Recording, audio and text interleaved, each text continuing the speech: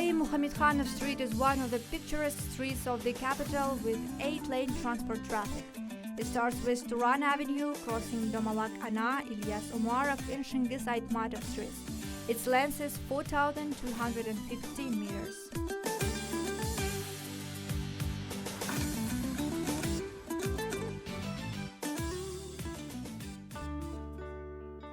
Kaiym Muhamedhanov is a famous scientist, the founder of scientific research of Abay Kunanbayev's life, writer, poet, and playwright.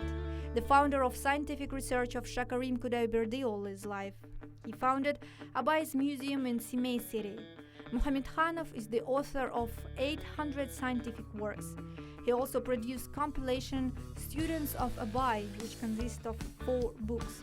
The author contributed a lot in rebirth of Abay journal publishing.